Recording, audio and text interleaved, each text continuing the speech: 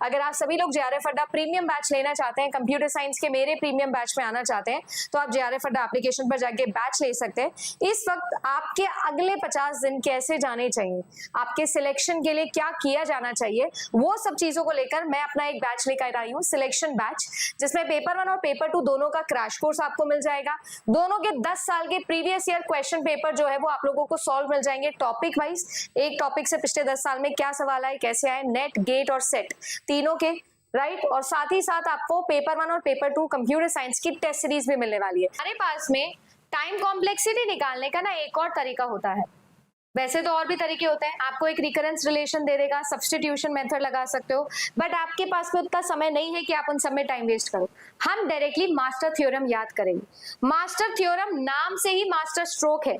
अब ध्यान दीजिएगा, क्या आपके पास में कोई भी जब रिकरेंस रिलेशन दिया हुआ होता है, जब रिकरेंस रिलेशन का मतलब है कोई भी एक टाइम कॉम्प्लेक्सिटी आप निकालते हो तो वो डिपेंड करती है कि आपने कितना लूप उसमें यूज किए हैं।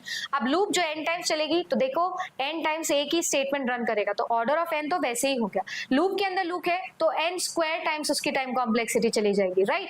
तो इस तरीके से अगर कोई रिकरेंस रिलेशन है तो रिकरेंस रिलेशन आपके दो तरीके के होंगे, एक डिवाइडिंग फंक्शंस होते हैं और एक सब्सट्रैक्टिंग फंक्शंस होते हैं। अब उनके अकॉर्डिंग आपको देखो फॉर्मूला बता के टाइम कॉम्प्लेक्सिटी निकालना सिखा रही हूँ। सबसे पहले आप देखो कि आपके पास में एक डिक्रीजिंग फंक्शन, सब्ट्रैक्टिंग फंक्शन है। अब आप देखो इसमें टी की जो Tn जो होता है, मैं थोड़ा सा और जूम कर रही हूँ ताकि आपको अच्छे से दिखे। देखो ये जो आप लोगों का T ऑफ n होता है ना, ये T ऑफ n को हम कैसे लिखते हैं मैम, हम लिखते हैं a फिर मल्टीप्लाई करते हैं Tn माइनस b से। तो यहाँ पर a और b कॉन्स्टेंट है और यहाँ पर जो b है वो n में से माइनस हो रहा है, ये पहचान है, ये पहचान है। तो आपको ऐसे लिखकर दे देगा कि 3 multiply by Tn minus 2 for example. तो ये किसके लिए है, डिक्रीजिंग फंक्शन के लिए है ना, ये डिक्रीजिंग फंक्शन के लिए है।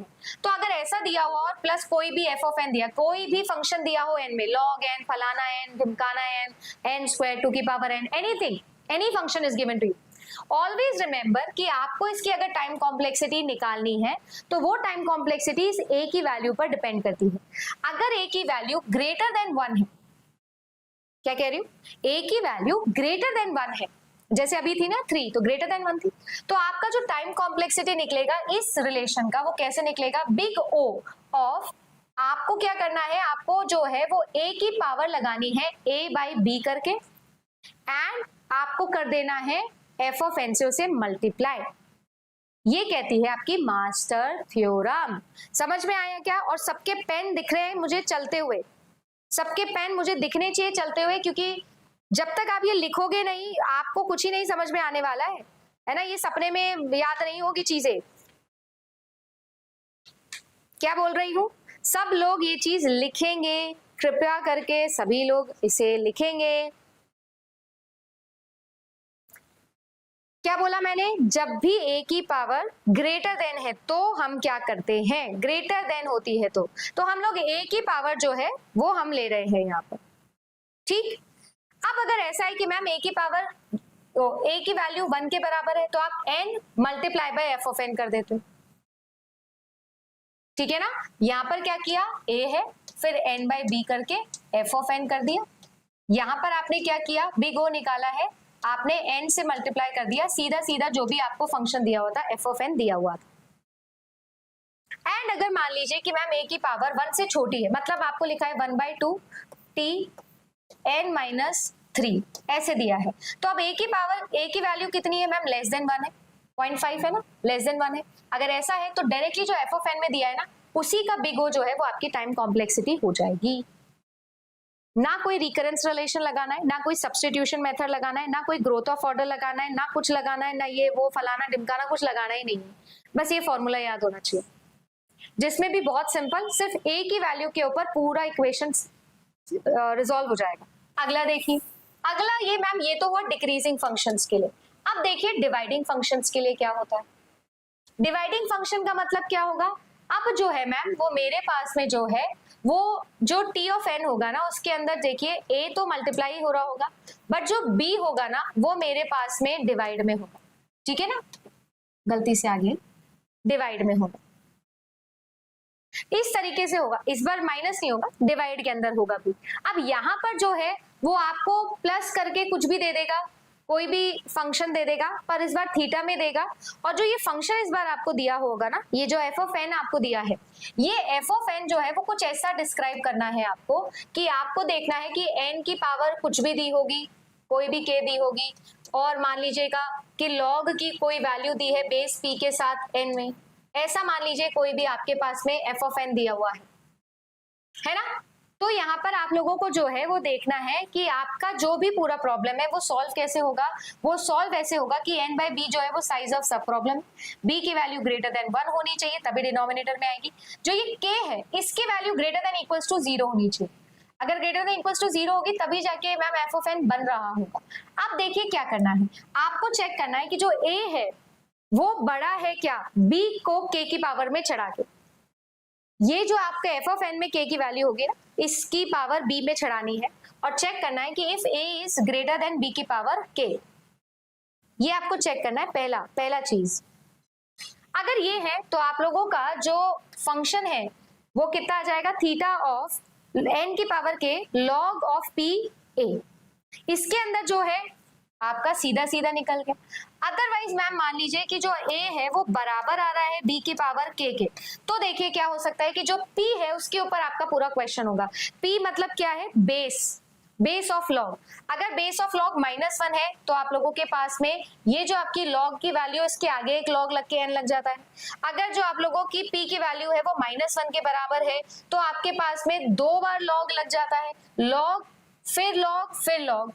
फिर आपके पास में लेस देन है तो आपके पास में ये वैल्यू आ जाती है ना। या फिर अगर आपको इसको सिंप्लीफाई करना है, आपको अगर ऐसा लग रहा है कि मैम ये तो बहुत मुझे समझ नहीं आ रहा है, तो मैं आपको इसको सिंप्लीफाई करके लिख देती हूँ, है ना, अगर आपको ये समझ में नहीं आ रहा है। ठीक है, ध्यान से देखो मैं क्या बोल रही हूँ।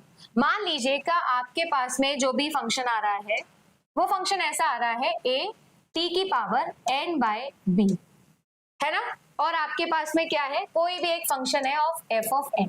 ये आप नोट करिए, अगर आपको वो समझ नहीं आया तो ये याद रखिए। आपको क्या देखना है, आपको ये देखना है इफ आपके पास में ये कंडीशन है कि आपने जो है वो लॉग लेना है किसका। अब लॉग लेना तो आपको पता है एक बेस चाहिए मुझे और एक वेरिएबल चाहिए वैल्यू। लॉग लेना है b बेस का ऑफ a, ये आपको लेना है। अगर ये जो है ये आपका ग्रेटर देन हो किसका, आपकी degree of F of n का। इस फंक्शन में जो भी हाईएस्ट पावर होगी वही उसकी डिग्री होगी। अगर ऐसा है तो जो टाइम कॉम्प्लेक्सिटी है वो कितनी आएगी, वो आएगी आपकी थीटा, और जो भी आपके पास में n की वैल्यू होगी यहाँ पर जो भी n है वो उसकी पावर चढ़ा देना आप log बेस b। ये जो वैल्यू आई है ना वो, ये आपका क्या हो जाएगा, टाइम कॉम्प्लेक्सिटी हो जाएगी। मान लीजिए कि मैम जो आप लोगों ने log की वैल्यू निकाली a की बेस b के साथ, वो लेस देन क्या आता है, आपका डिग्री आ जाता है, डिग्री ऑफ n आ जाता है, लेस देन मान लीजिए, है ना, पहले तो ग्रेटर देन आ रहा था, इस बार लेस देन आ गया। तो सिंपल सी बात है कि आपके पास में जो आप लोगों की टाइम कॉम्प्लेक्सिटी आएगी वो theta of F of N आ जाएगी। सिंपल, जो भी एफ ऑफ एन दिया हो ना उसी का आप तो थीटा ले लेना। ठीक है, बस एक चीज हमेशा याद रखना कि इस कंडीशन के अंदर अगर आपके डिनोमिनेटर में एफ ऑफ एन के लॉग ऑफ एन आ रहा है तो आप उसको कंसिडर नहीं करोगे, आप उसे इग्नोर कर दोगे, आप उसे नहीं लिखोगे। सिर्फ और सिर्फ हम न्यूमरेटर में जो लॉग है ना उसी को कंसिडर करते हैं, डिनोमिनेटर वाले लॉग को कंसिडर नहीं करोगे। ठीक है, अब मान लीजिए मैम एक और कंडीशन हो सकती है, मैंने जो है वो लॉग लिया a का बेस b के साथ में और वो बराबर आ गया डिग्री के। इस बार क्या हुआ, डिग्री के बराबर आ गया, तो क्या करूं मैं, देखिए भाई अगर डिग्री के बराबर आ गया है तो आपको ये करना है कि आपका जो थीटा है आप उसमें करिए जो भी आपका एफ ऑफ एन आया आप उसमें लॉग ऑफ एन से मल्टीप्लाई कर दीजिए। That is it. अगर आपको ये समझ में नहीं आया कोई बात नहीं, ये समझ में आ गया। डिवाइडिंग फंक्शन में टाइम कॉम्प्लेक्सिटी ऐसे निकालो, कोई लॉन्ग मेथड नहीं लगाना है। और डिक्रीजिंग फंक्शन में तो सिंपल था ही, जो अपना तरीका था ना वो ये वाला सिंपल ही था डिक्रीजिंग फंक्शन के लिए, तो है ना, डिक्रीजिंग फंक्शन के लिए तो आप ऊपर वाला यूज कर लेना, a की value greater than 1 equals to 1 less than 1। आ गया मजा, बोलो भाई, अगर मजा आया तो फिर लाइक हो जाना चाहिए। अब देखिए हमारे पास में यहाँ पर वैल्यू आ चुकी है, आपसे बोला हुआ है रिकरेंस रिलेशन दिया हुआ है टी ऑफ एम का, ठीक है ना। तो आपको जो है वो 3m + 4 दिया है, और अगर आप यहाँ पर नोटिस करो तो a की वैल्यू तो 1 है और जो b है उसकी वैल्यू 3/4 है ना, और f ऑफ n जो है वो आपको 1 दिया हुआ है। तो हम जो है वो हमारा फॉर्मूला लगा दे कृपा करके, हम जो है वो हमारा फॉर्मूला लगा दे जो मैंने आपको बताया था, जिसमें आपने क्या करना है, आपने लॉग लेना है किसका, a का, बेस किसके साथ, आपके 4/3 का, ठीक है ना। अब इस इक्वेशन को आप देखोगे तो ऑब्वियस ही बात है मैम, ये जो है आपके लिए ये क्या है मैम, ये तो जो है वो 1 पॉइंट समथिंग आएगा, तो ये जो है वो लेस देन आ जाएगा, आपका लेस देन आ जाएगा ना डिग्री के, क्योंकि डिग्री तो 0 है, समझ रहे हो, डिग्री तो जो है वो 0 है। तो आपके पास में आंसर में क्या आना चाहिए था, क्या आना चाहिए था, है ना, 0 पॉइंट ही तो समथिंग आएगा, तो डिग्री में क्या आना चाहिए, जो एफ ऑफ एन है आप उससे लॉग एन को मल्टीप्लाई कर दीजिए, एफ ऑफ एन यहाँ पर 1 है तो आंसर आ जाएगा log of m theta. Yes, log of 1 is 0, so आपके लिए, और डिग्री जो है एफ ऑफ एन जो है वो 1 है, तो इसकी डिग्री क्या है, इसकी डिग्री भी 0 है, तो जो लॉग निकाला और जो डिग्री है वो बराबर 0 की आई है। अरे बेटा अभी देख, log n multiply by f of n 1 था, फॉर्मूला लगाया,